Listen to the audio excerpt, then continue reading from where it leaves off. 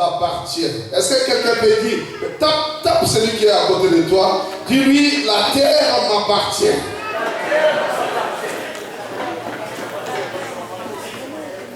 Tu parles comme si tu as des buts. Je veux que tu tapes celui qui est à ta gauche maintenant. Dis-lui, la terre m'appartient. Et regarde celui qui est derrière toi, dis-lui, la terre là que tu vois, ça m'appartient. Car Dieu me l'a donné.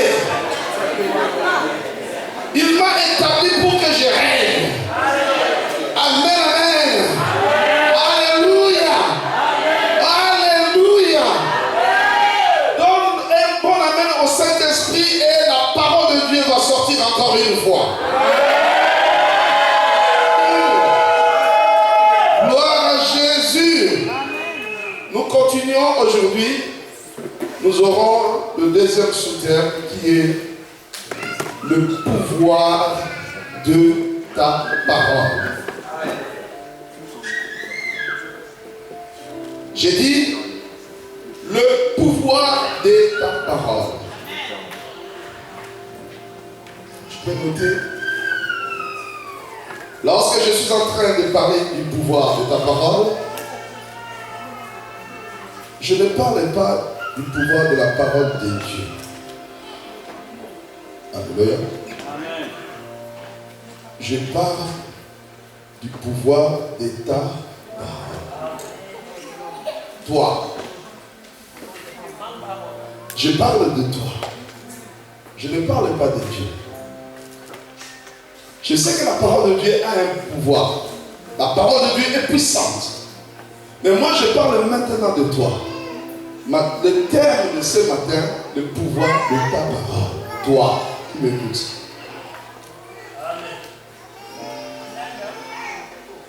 Si tu savais que ta parole a un pouvoir. Si tu savais que ta parole a une puissance. Si tu savais que ta parole a une autorité. Tu pouvais changer beaucoup de choses dans ce monde. Amen, amen. Amen. Celui qui t'a choisi parmi ces créatures et qui t'a établi là pour que tu règnes, t'a donné aussi le pouvoir. Amen. Amen. Il t'a donné le pouvoir. Bien aimé, le mot pouvoir, il est verbe, il est aussi autre chose. Amen.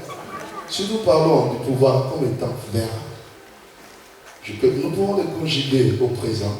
Nous dirons, hein? Alléluia. Non, je vais t'entendre parler. Alléluia. Je veux que tu parles. Je veux. Et dis à celui qui est à côté de toi, tu peux. Tu peux.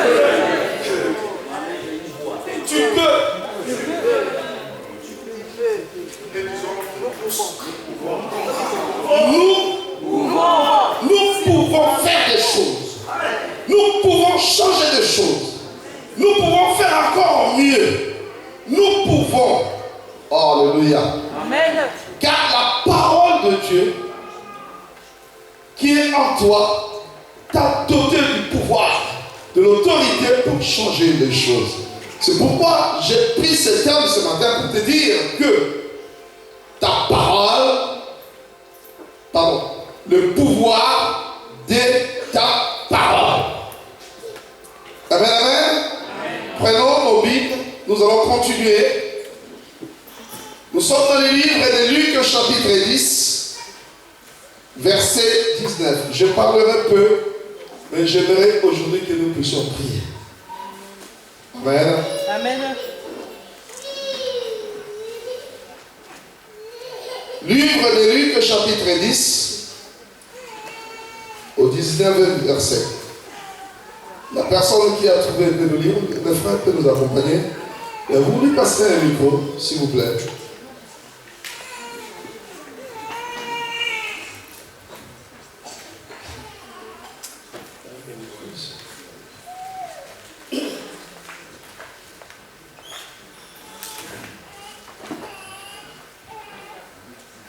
Luc chapitre 10, verset 19.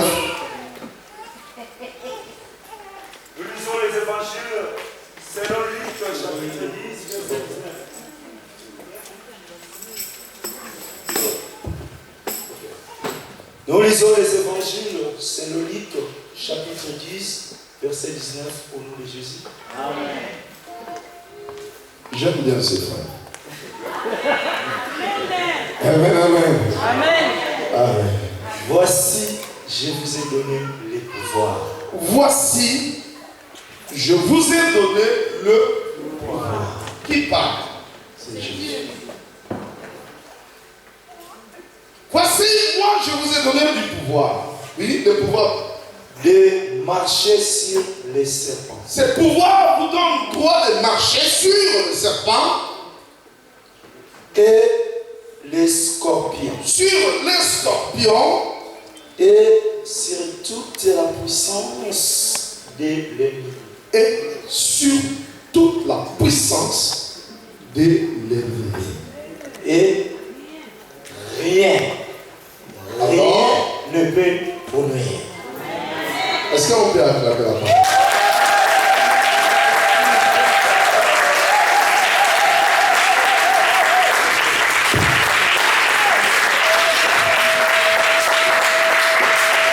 Bien aimé, je ne sais pas moi ce qui dit ces paroles, ce qui comprend. Ce que Christ est en train de te dire.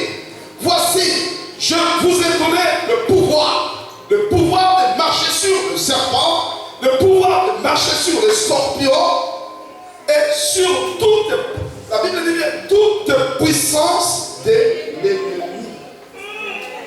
Et rien, alors rien ne pourra.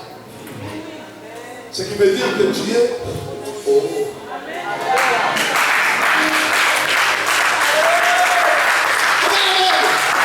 tu es là, un aigle, tu voles très haut.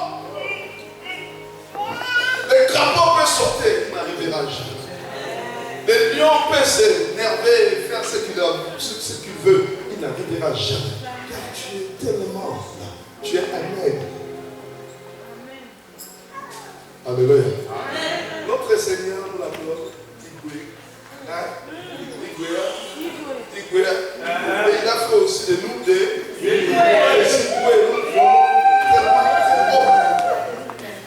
Je vous ai donné le pouvoir de marcher sur les serpents, de marcher sur les scorpions et de marcher sur toute puissance de l'ennemi. Je ne sais pas, lorsque tu dis cette parole, si toi tu entends qu'un serpent puisse passer pour que tu marches dessus, bien aimé, ce n'est pas ça ce que Christ est en train de dire. Le dernier paragraphe explique bien que sur toute puissance, la puissance qu'on ne voit pas. Amen. Alléluia. Amen. La puissance qu'on ne voit pas, on les neutralise. Comment? Dans la parole. Dans la parole, tu peux neutraliser l'ennemi. Amen, amen. Un jour, on m'a dit, tu verras, cette année ne va pas se terminer, tu mourras. J'ai répliqué par la parole en disant, ce temps est déjà passé, c'est révolu. Nous ne sommes plus à ce moment-là. Jésus a pris ma vie entre ses mains. Si tu veux me détruire, commence par détruire Jésus. Alléluia. C'était le vieux. Et ils venaient. Ils avaient leur autorité de leur manière. Mais ils ne savaient pas que Christ m'avait donné aussi notre autorité. Ceux qui me connaissent, le pasteur connaît, papa Willy connaît aussi. J'étais dans une famille où les gens mouraient chaque année. Je dis bien chaque année. Chaque année, il fallait que quelqu'un puisse faire quoi?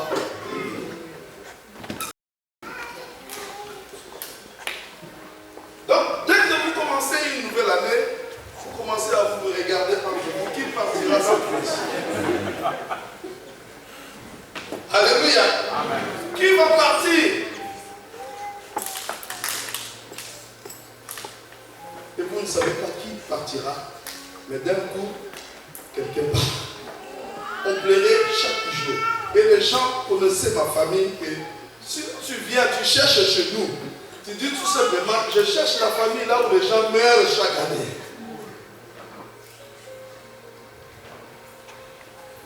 Mon grand frère est décédé, parce que je ne suis pas l'aîné. Aujourd'hui, on m'appelle aîné de la famille, mais je n'étais pas aîné moi. Il y avait quelqu'un d'autre avant moi. On était là, pendant la journée. Il tombe malade. Une petite grippe, c'était de la malaria. Comme une blague, il est parti. On s'est dit, bon, peut-être on avait commis des erreurs. Alors, ça ne se répétera plus. L'année suivante,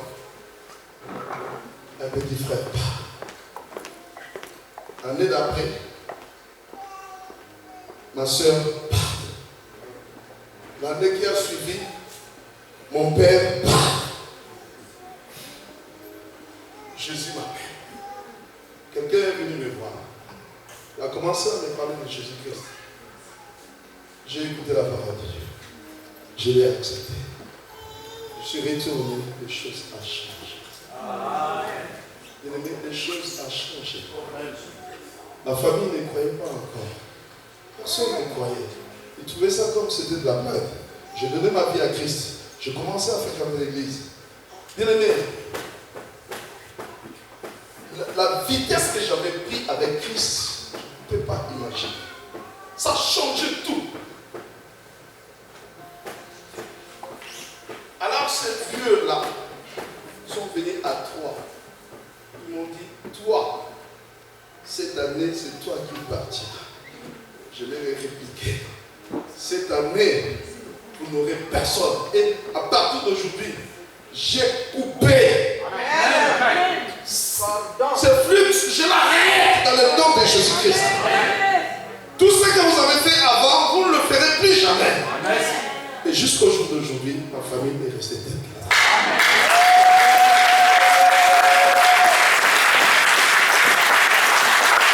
est. La parole a une puissance. Il a le pouvoir de changer les choses. Nous avons vu ici que Dieu, pour sauver le monde, il a fait appel à Abraham pour commencer une nouvelle vie, si je peux l'appeler comme ça, ou un nouveau monde avec Abraham. À partir de toi, les gens seront bénis. Amen. Mais moi, je vais te dire ce matin, à partir de toi, Dieu veut changer les choses dans ta vie. Si tu crois, dis amen, bien. Alléluia. À partir de toi, le Seigneur veut changer les choses. Ce qui était au-dessus de toi ne régnera plus jamais. Les sorciers de ta famille ne régneront plus jamais. Les marabouts, je ne sais pas qui de ta famille n'auront plus de pouvoir sur toi. Amen. Ils te chercheront et ils ne te verront plus. Car Dieu t'a rendu invulnérable. Alléluia. Alléluia. Tu as le pouvoir. Dieu dit, voici, je vous ai donné le pouvoir de marcher sur les serpents. Tu as le pouvoir aujourd'hui de marcher sur tout ce qui est mauvais, tout ce que le diable peut arranger. Tu peux détruire tout plan du diable, quelle que soit la façon dont on l'a fait. Tu peux le neutraliser avec ta parole. Mais toi, tu cautionnes. Lorsque les gens te disent de mauvaises choses, tu regardes. On dit que moi, je ne verrai jamais de bonheur. Alléluia. Et tu deviens triste. Parce qu'il y a quelqu'un, un oncle, je ne sais pas maternel ou paternel, une tante qui a parlé mal sur toi. Et cette parole te ronge. Partout là où tu passes, tu ne penses qu'à ça. Que quelqu'un a dit de mauvaises choses sur moi. Bien aimé, ça va t'atteindre. Parce que tu as laissé que ça puisse t'atteindre. Mais or, tu as un pouvoir dans ta parole de dire tout simplement à la personne, ça ne viendra plus jamais. Ça peut même retourner vers toi. Si tu continues, tu verras. Bien aimé, ceux qui ont cherché à ma vie le Seigneur a commencé à les exterminer un par un. Alléluia. Je dis bien un par un. Le premier est parti. Le deuxième, il est mort dans la rue. Le troisième, j'étais à Brazzaville, moi.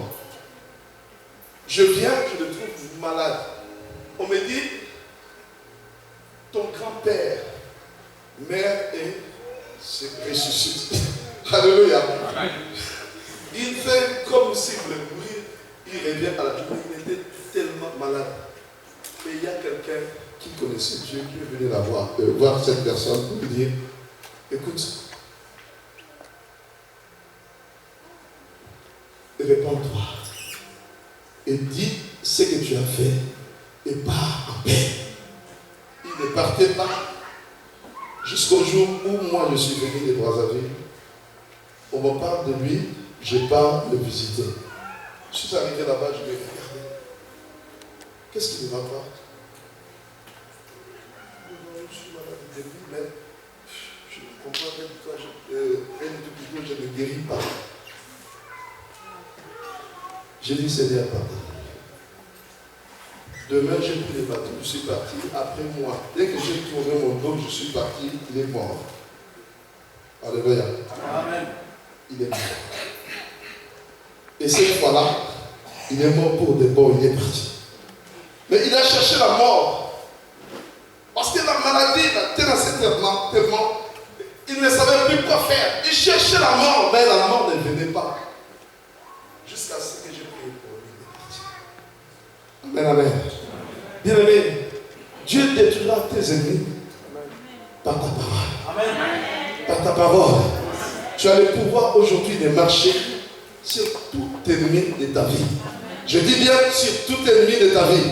Et tu as le pouvoir de marcher sur toute puissance de tes ennemis, de tous ceux qui planifient de mauvaises choses sur toi, de tous ceux qui se réunissent pour parler mal de toi. Le Seigneur le visite. Tu peux changer les choses.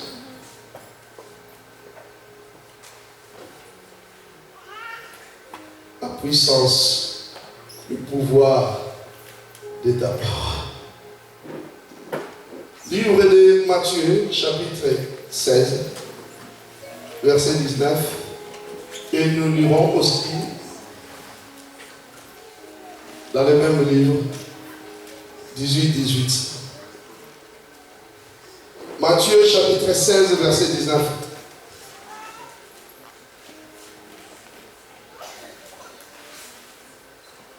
Je te donnerai les clés du royaume des cieux. Christ dit, moi, je te donnerai les clés. Pas une seule clé, mais les clés, plusieurs clés du royaume des cieux. Ce que tu liras. Tout ce que tu diras sur la terre ici-bas sera aussi lié dans le ciel. Lorsque tu fermes, il n'y aura personne pour ouvrir. Quand tu déclares quelque chose, tu dis au nom de Jésus-Christ, telle chose sera comme moi je suis en train de parler. Bien aimé, le ciel entend et fait ce que tu as demandé. Les anges des cieux, nous avons vu hier. Je repose encore cette question. Les anges habitent où? Hein? Partout. Il y a des anges autour de Dieu, là au ciel, mais il y a aussi des anges qui sont là à ton service et ils sont en chômage. Quelqu'un n'a pas entendu? Je dis bien, les anges sont en chômage. Parce que tu ne leur donnes pas.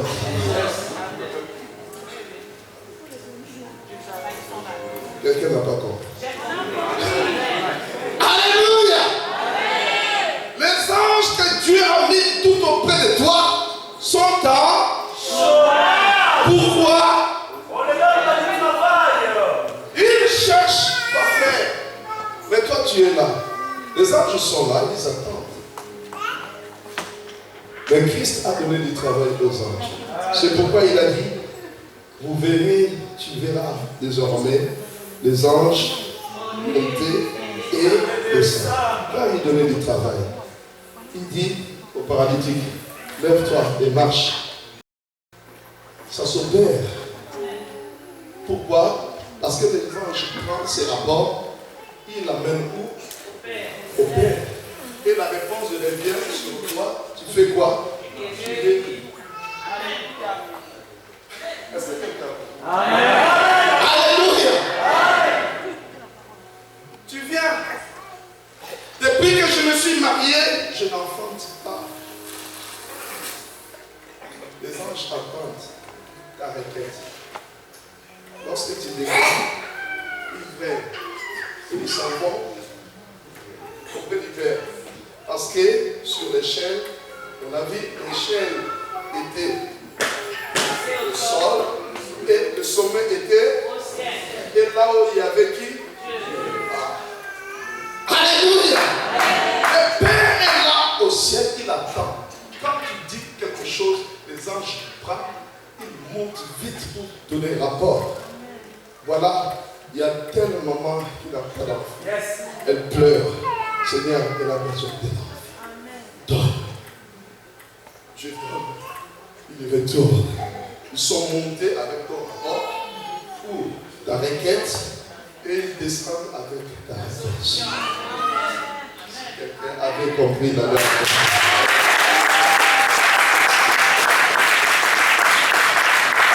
Je vous ai donné la clé ou les clés. Donc les clés qui donneront des solutions à tout problème. Nous en avons. Quoi? Qu'est-ce que tu veux? La maternité, je te donnera. Qu'est-ce que tu veux? Le mariage, j'ouvre avec ma clé et le ciel donne. Tu veux quoi? Le travail, j'ouvre avec ma clé, le ciel donne. Mon fils est là. À sa naissance, juste au moment où il est né, quelques heures après, il est né à 20h, un dimanche. Le matin, je suis allé au travail. Bien né, je reviens pour passer à l'hôpital voir ma femme ainsi que l'enfant. J'arrive, je prends l'enfant et je le porte pendant quelques minutes. Il s'est porté très bien. Sans problème. La nuit, je l'ai vu, je l'ai porté. Il était très bien. Mais, vers 15h, lorsque moi je suis arrivé, j'ai porté l'enfant et je me suis dit, il faut que je parte à la maison parce que les enfants étaient encore petits, les filles. Je suis dans le bus, juste quelques 2 minutes seulement. Mon téléphone sonne.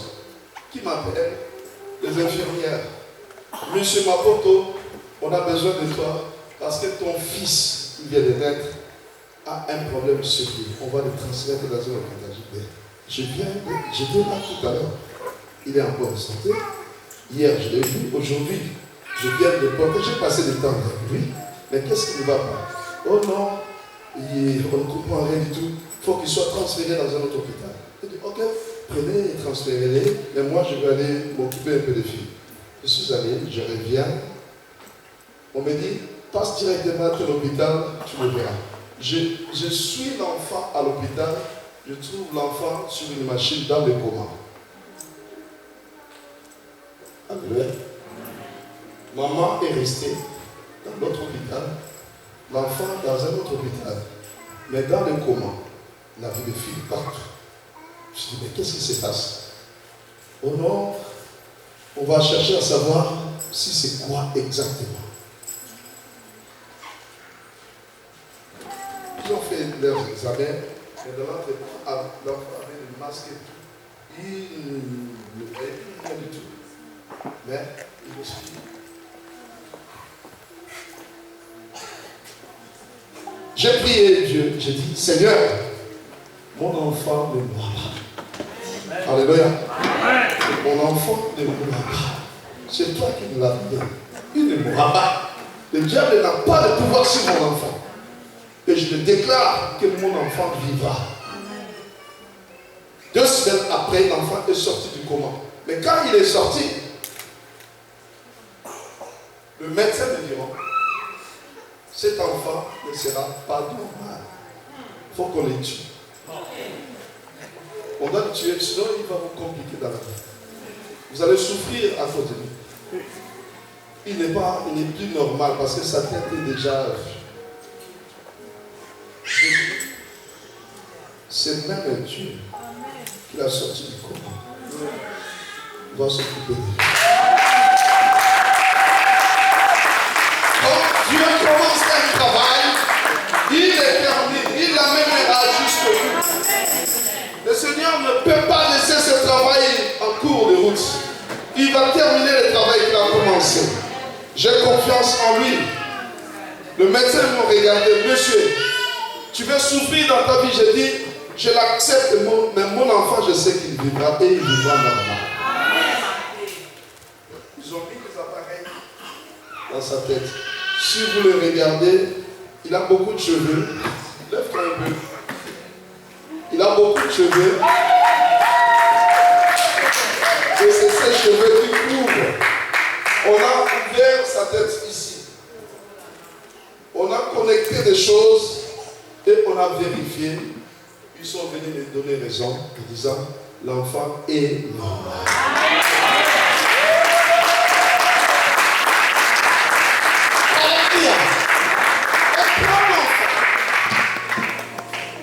On l'amène là où il fallait qu'il passe de temps pour l'observation. Qu'est-ce qu'on va encore constater? C'est même enfant. Le diable, quand il veut te menacer, l'enfant, lorsqu'il prend le biberon, il fait caca. Excusez-moi, quand il fait caca, c'est tout blanc comme ça. Donc le lait qu'il a pris sort tout blanc tel qu'il l'avait pris.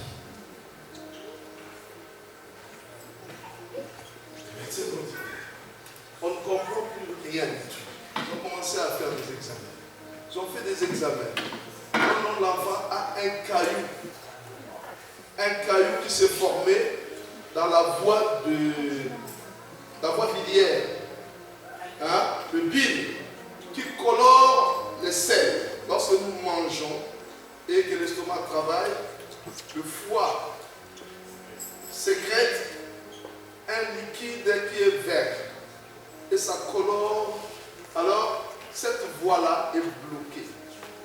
Donc, la sécrétion se fait normalement, mais ça ne peut pas passer parce qu'il y a un caillou qui a bouché cette voie.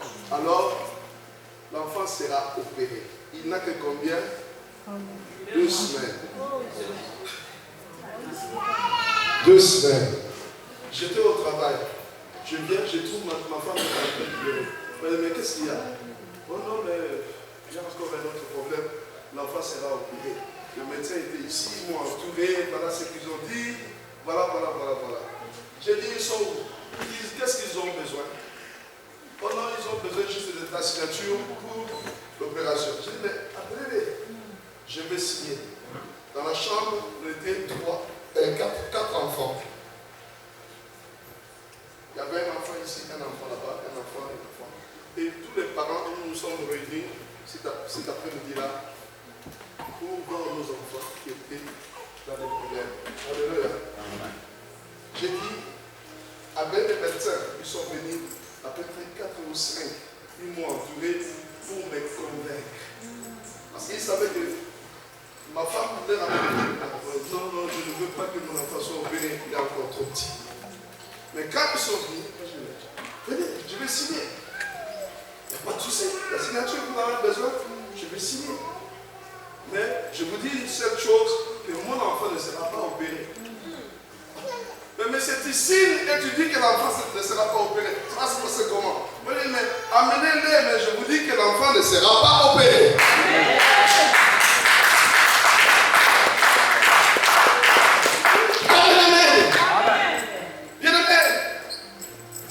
Il donnait des produits à l'enfant pour détruire ses cailloux pendant 2 mois. Les les cailloux étaient toujours là. Chaque jour, on amenait l'appareil de l'échographie pour vérifier si les cailloux commencent à diminuer. Les cailloux étaient toujours tels que c'était. Jusqu'au jour où, tellement qu'ils en avaient marre, ils ont dit non, on va l'opérer. Ils ont commencé à me dire, écoute, ton enfant sera opéré, mais la personne qui va opérer ton enfant, c'est vraiment un spécialiste. Il connaît bien son travail. C'est ça son boulot. Il s'occupe que des bébés, des enfants comme ton enfant. Mais il n'est pas dans cet hôpital, il est dans un autre hôpital. J'ai dit, moi, il n'y a pas de souci, envoyez-nous. Mais moi, je sais une chose, mon enfant ne sera pas opéré. C'est commencer le travail, il va continuer encore ici. On a donné, on a fixé la date de son opération. C'était une vieille dame suisse qui était arrivée presque à l'âge de partir à la retraite. Mais c'est elle qui s'occupait de tous ces cas comme ça. On me la donne en ligne, on s'est parlé par téléphone. Je lui dis, madame, j'accepte que mon enfant soit opéré. J'ai signé déjà. Mais je te demande seulement une chose. Avant de commencer l'opération, faites encore l'échographie. Vous allez faire l'échographie. Et dans l'entretien dans l'hôpital, là où il était, on faisait l'échographie chaque matin. Chaque matin, on faisait l'échographie. Et ces jours-là, ils ont fait encore l'échographie. Les cailloux étaient toujours là. On nous envoie, on appelle une ambulance, ça nous prend. On nous amène dans l'autre hôpital. Et là, à l'hôpital, on nous dit, l'enfant, à partir de 23h, ne prendra plus le biberon. Parce que le matin, à 8h, il y aura opération. J'ai dit, ok. On arrive. Et l'enfant, et nous, sa maman et moi, tout le monde en gêne. Tout l'enfant est en gêne. Nous aussi, nous commençons à manger. Personne ne mangeait, personne ne buvait. Arrivé le matin, on attendait ceux qui devaient venir le chercher ne viennent pas. On attend 9h, personne ne vient. 10h, les gens qui étaient de ce service commencent à appeler ceux du service de l'opération de la salle d'ordre pour leur dire, mais qu'est-ce que vous attendez? Parce que cet enfant n'a pas mangé depuis hier. Il va commencer à embêter leurs parents. Ses parents, il va embêter ses parents. Alors, faites vite, venez le chercher pour que l'enfant passe à l'opération. Midi, personne ne venait. 13h, 14h, 15h, 16h. Tout le monde en gêne. Nous, on continue à prier. Et ça, on a marché des ça chauffait, j'ai dit. Ça chauffait. Arrivé à 16h, on est venu nous chercher. Sa maman a dit, moi je ne vais pas. Toi tu perds. J'ai accompagné des gens qui ont amené l'enfant. On arrive dans la salle d'ordre. Je vois un monsieur qui se présente. Bonjour monsieur, c'est comme M. Makoto. Je suis anesthésiste. C'est moi qui ferai en premier ton enfant. Je dis, ok monsieur, je ne refuse pas, mais ne le fais pas maintenant parce que je parlais avec le médecin et il m'a donné sa parole. Alors, avant que vous commenciez à faire votre travail, l'échographie, ce monsieur s'est fâché. Il a commencé à crier. J'étais là, je l'ai dit. Monsieur, je ne t'ai pas demandé grand-chose. Je dis, attends, j'ai parlé avec le médecin et le médecin sait qu'il a à faire. Il prend son téléphone, il appelle le médecin, rapidement le médecin lui dit, j'arrive moi-même. Quand il est venu, il m'a embrassé. Ah, monsieur Makoto, c'est toi. Ok, d'accord. Mais je prends ton enfant, on va rentrer. Madame, on s'est convenu une chose. Il a dit, oui, je ferai tel que tu m'as demandé. Amen. Ils sont entrés dans la salle d'opération. Je voulais partir avec elle. Elle m'a dit, non. Si tu vois le ventre de ton fils, tu peux tomber. Ne sois pas avec nous, reste là dehors. Je suis resté là dehors.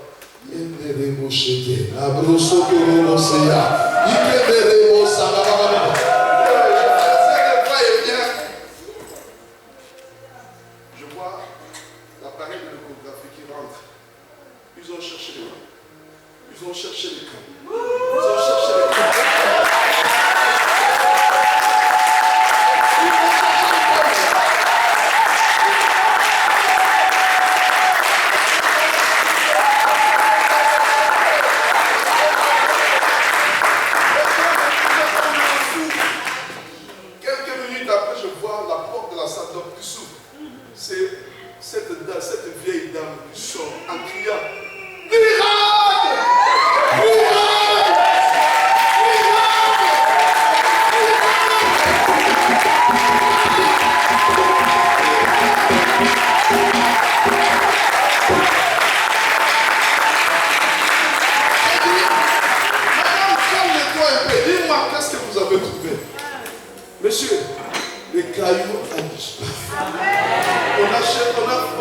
l'échographe, on a refait l'échographe, on a refait et refait, on fait rien. Merci Jésus. Alors, il prend lui-même son téléphone, il appelle l'hôpital qui nous a envoyé là-bas. Pour leur dire que non, il y a un miracle qui s'est opéré ici. Les cailloux de l'enfant est disparu, on ne le trouve plus. Alors, nous allons mettre la famille dans une ambulance, on va les retourner là-bas. L'hôpital qui nous a envoyé dit, non, gardez-les parce qu'il était déjà 18 heures. Qu'ils passent la nuit là-bas, chez vous. Mais demain matin, nous-mêmes, nous allons envoyer notre ambulance pour venir les chercher. Et le matin, l'hôpital a envoyé une ambulance pour nous chercher. Bien aimé, on est retourné dans l'hôpital là où on était. Quand on est arrivé à l'hôpital, c'était comme Macron qui a dit. Alléluia! Il y avait des médecins, des infirmiers, des infirmières, des patients, et même les parents des enfants, parce que c'était un hôpital des enfants. Il y avait tout le monde qui nous attendait. L'ambulance rentre, il y avait beaucoup de miracles. Ils ont pris l'enfant.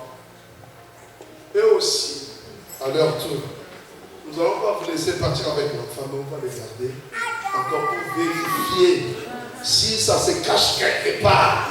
Je dis, prenez votre temps de vérifier. Et le même jour, l'enfant commence à faire le caca normal.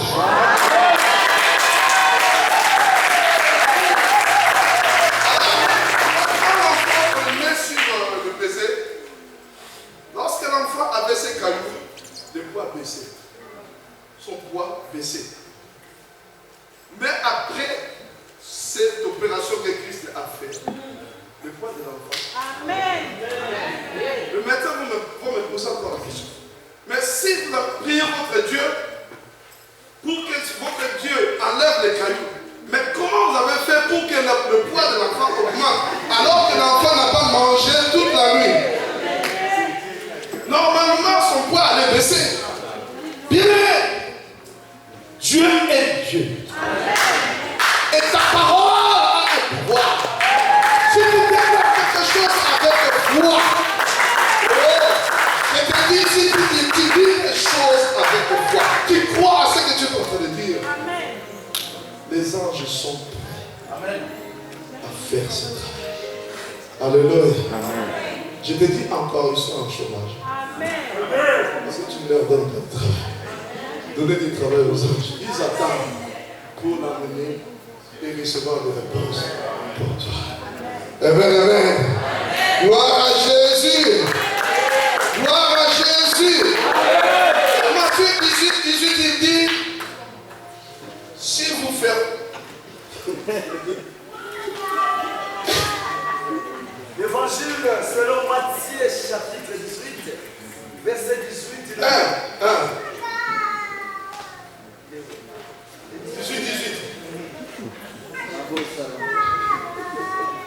Je vous le dis en vérité. Si Christ, il avait l'habitude, lorsqu'il parle de quelque chose de très sérieux, il ajoute toujours en vérité. Donc il insiste pour que tu comprennes. Je vous le dis en vérité. C'est ça, ce que tu ne connais pas. Je vous le dis en vérité. Oui, en vérité quoi? Tout ce que vous lierez sur la terre. Tout ce que tu lieras ici sur la terre sera lié dans le ciel. Sera aussi lié dans le ciel. Bien, c'est simple. Tout ce que tu lis ici, dans le nom de Jésus, c'est lié automatiquement au ciel. Donc le ciel est prêt à faire tout ce que toi tu veux. C'est toi qui donnes le travail aux anges. Ils sont prêts pour monter, faire rapport et revenir avec ta réponse. Donne-leur du travail. Alléluia. Je dis encore, donne-leur du travail. Et je prie Dieu que tu comprennes beaucoup de choses aujourd'hui. C'est simple. C'est très simple.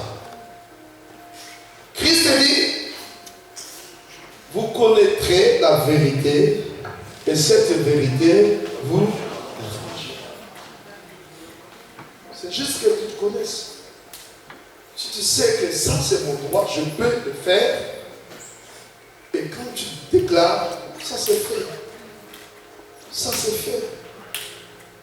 Je suis venu dans ce pays, comme on dit, hein, il faut aller au bois Cameroun, là, je ne sais pas. Demande d'agir, hein? Je suis arrivé, je dis, quoi? Allez, au bois Cameroun.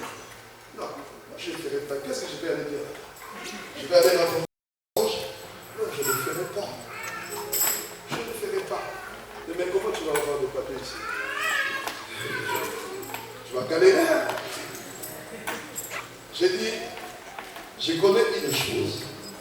La parole de Dieu me dit, là où c'est posé, plante tes pieds. Je te mets, alléluia. Pourquoi? En possession.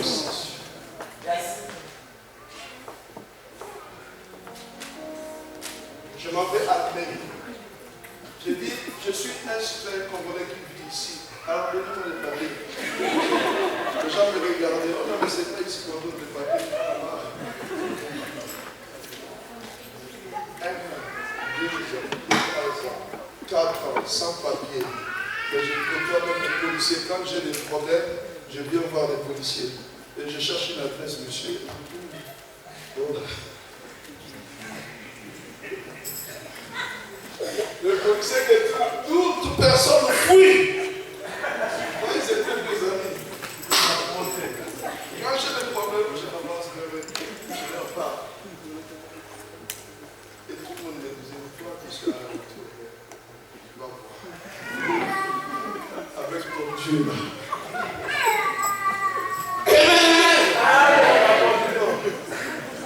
C'est Dieu qui m'a amené ici. Il sait ce qu'il fait avec moi. Et il me Amen. J'ai foi en ce Dieu. Amen. Bien-aimé, je suis arrivé en 99, 2000, 2001, 2002, 2003, 2004, 2005, 2006. Je me suis mis en jeûne. Lorsque je suis sorti de jeûne et prière, je me rends maintenant à la préfecture. Tout le matin, je fais la communion de tout le monde. Je commence à recevoir les gens. Et arrivé à mon tour, on me reçoit. Monsieur, c'est ton problème. J'ai dit à la première semaine qui m'avait reçu. J'ai dit, je suis venu en fait que vous me donnez des papiers. Elle m'a regardé.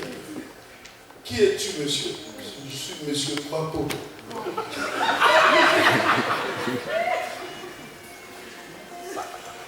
Alors, qu'est-ce que tu veux? J'ai dit, madame, je suis venu pour que vous me donnez des papiers.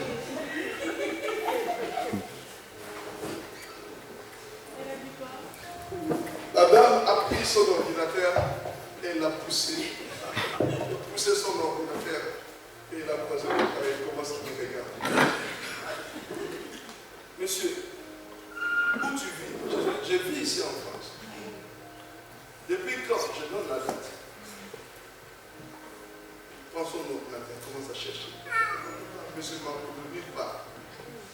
Ah! Monsieur, tu habites ici? Moi, oui, j'habite ici en France. Qu'est-ce qui prouve que tu habites ici? J'ai sorti des fiches médicales et des ordonnances que quand je parle chez le médecin, on me donne. J'ai vu le médecin qui date. Alors tu veux encore. Oh mais tu habites ici, j'habite ici.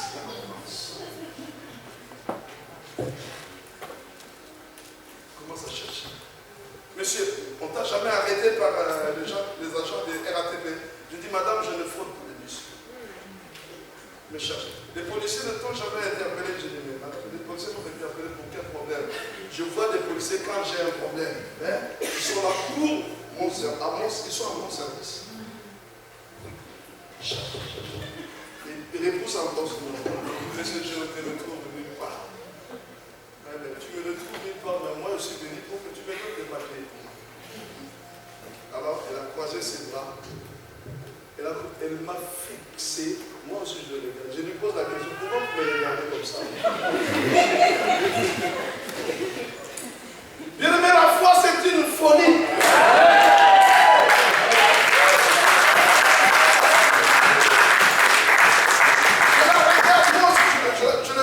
Je la fixe. Elle a pris son ordi et elle dit, ok d'accord monsieur, je te donne une convocation, tu vas aller à la cité, on te donne le papier. À partir d'aujourd'hui, donc c'est aujourd'hui ton entrée en France. Je te donne le papier. Je te donne la convocation. Je rentre à la maison avec ma convocation pour aller à la cité retirer mes papiers. Personne ne croyait. Comment tu as fait? Aucune démarche, rien du tout, juste ta présence et la déclaration de la parole que je suis venu chercher quoi? Je l'ai dit tout simplement. La parole a un pouvoir. La parole a une puissance. Tu peux faire beaucoup de choses. Beaucoup, je dis bien beaucoup. Tu peux faire beaucoup. Tu ne le fais pas. Prends la décision aujourd'hui de changer ta façon de marcher avec Dieu. Déjà, commence par croire que Dieu existe. Et il est capable d'opérer, de faire de grandes choses dans ta vie. Le Seigneur peut faire beaucoup. Et il t'a donné tout ce qu'il faut. Tout. Je dis bien tout. Juste déclarer. Amen, amen. Alléluia. Livre de Jacques, chapitre 5, nous dit, Élie était un homme de la même nature que lui. Mais il a prié Dieu en disant que le ciel s'enferme et que la pluie ne tombe pas. Ce qu'il a déclaré, bien aimé, c'est ça qui s'est réalisé. Et lorsqu'il est arrivé au moment où il fallait pour lui que la pluie tombe, il est allé voir encore Dieu. Il pria avec instance, en demandant au Seigneur, Seigneur, qu'il pleuve maintenant. Et il a plu. Alléluia. Il était un homme comme toi. Mais écoutez ce que cet homme a dit. Livre de 1 Roi, chapitre 17, verset 1.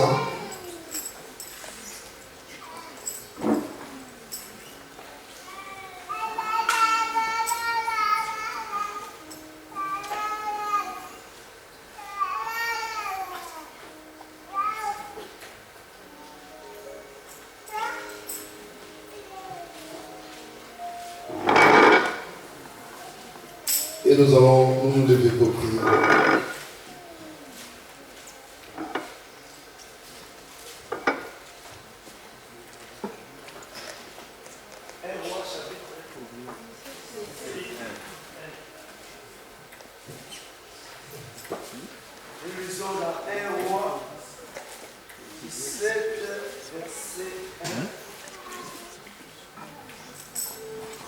Écoutez bien la parole de ce monsieur Élie. Le prophète Élie. Les prophètes Élie. Élie de Tishbite. Oui. L'un des habitants de Gala. Il était habitant de Gala. Oui. Il a fait quoi? À Achab. Il parla à Akab qui était roi à cette époque. Écoutons bien la parole de Dieu. L'Éternel est vivant. L'Éternel Dieu est. Alléluia. L'Éternel Dieu est vivant. Oui. Le Dieu d'Israël. Le Dieu d'Israël. On continue. Donc je suis le serviteur. Que moi, Élie, je suis le serviteur. Il parlait de lui. Il dit, l'Éternel est vivant. C'est lui donc moi, Élie, je suis le serviteur. Et il ajouta, il n'y aura cette année-ci il n'y aura cette année-ci ni rosée, ni rosée, ni pluie, ni pluie, sinon à ma parole. sinon à... Oh! Alléluia! Sinon à la parole de Dieu, à la parole de qui? C'est moi Élie qui décide. Alléluia! Ce n'est pas le ciel qui a décidé, mais c'est moi Élie qui décide. J'ai décidé, j'ai pris la décision de fermer le ciel et aucune pluie ne tombera. Il n'y aura ni rosée, ni pluie, sinon à ma parole, à ma parole, à ma parole, à ma parole. Pourquoi? Parce que je suis serviteur de l'Éternel. Et je déclare cette parole que la pluie ne tombera pas. C'est ce que Élie a déclaré. Pourquoi tu ne dors pas? Pourquoi tu te tais? Il y a une puissance, un pouvoir derrière ta parole. Si tu utilises ta parole, c'est un feu dévorant. Amen. Ça peut renverser les choses. Amen. Ta parole a une puissance créatrice et destructrice. Tu peux détruire beaucoup de choses. Tu peux aussi construire beaucoup de choses. Juste par ta parole. Ce que tu déclares, Dieu le fait. Ce que tu demandes, Dieu le fait. Pourquoi? Parce que Dieu a fait de toi un petit Dieu. Tu es un petit Dieu. Tu es un petit Dieu. Tu as le pouvoir. Tu as l'autorité. Tu as tout ce qu'il faut.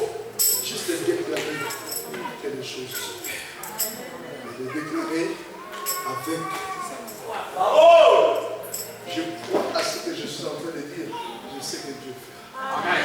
Je crois à ce que je suis en train de déclarer. Et je sais que le Seigneur fait.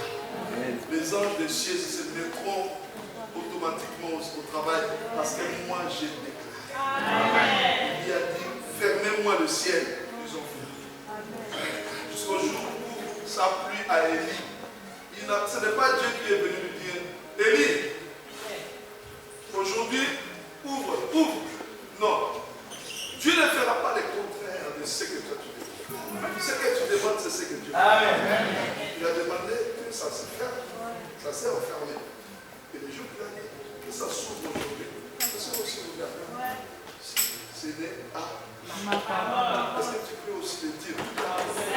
Si ce n'est à ma parole.